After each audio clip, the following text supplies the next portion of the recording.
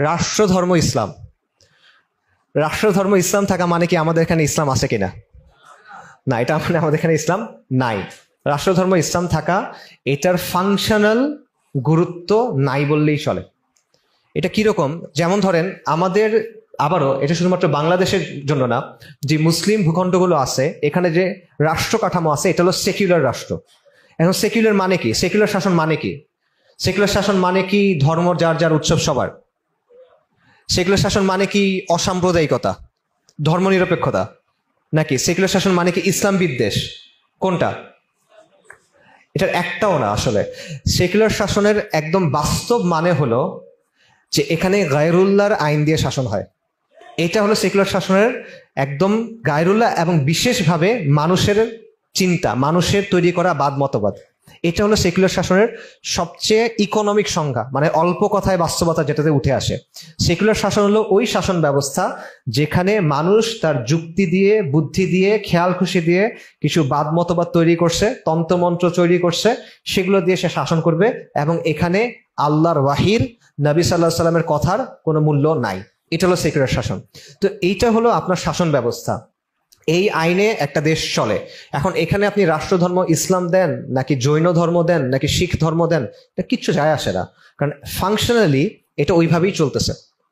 ঠিক আছে? আমি বাংলাদেশের ক্ষেত্রে যদি দেখেন, ধরেন ডেমোক্রেসির ক্ষেত্রে যদি দেখেন, ডেমোক্রেসি কি করে? ডেমোক্রেসি বলে সকল ক্ষমতা জনগণের, সার্বভৌমত্ব জনগণের। এই জনগণ এই সার্বভৌম ক্ষমতা কিভাবে কাজে লাগায়?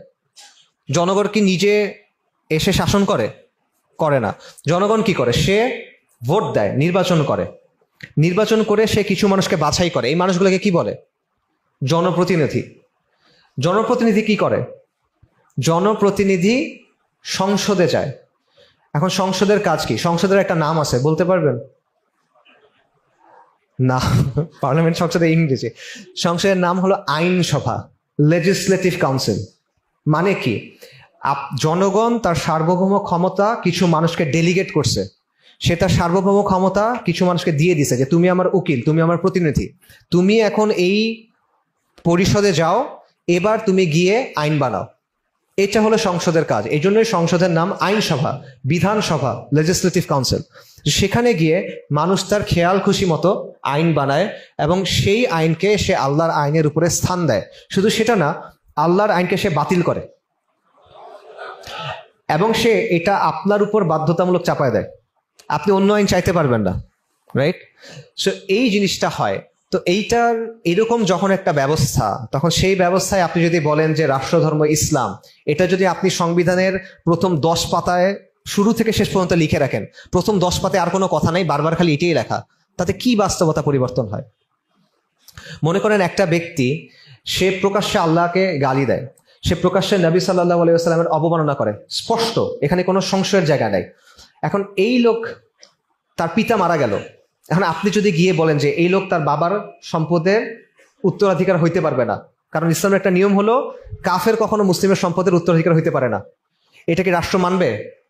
মানবে না। কেন? কারণ জাতীয় পরিচয়পত্রে লেখা আছে সে মুসলিম, এই জন্য সে মানবে না। এই লোক একটা মুসলিম মহিলাকে বিয়ে করলো, আপনি গিয়ে যখন মানা করেন যে না, কোনো মুরতাদ কখনো মুসলিম মহিলাকে বিয়ে করতে পারে না, এটা ইসলামের স্পষ্ট বিধান, কারো ইখতিলাফ নাই, এটা কি রাষ্ট্র মানবে?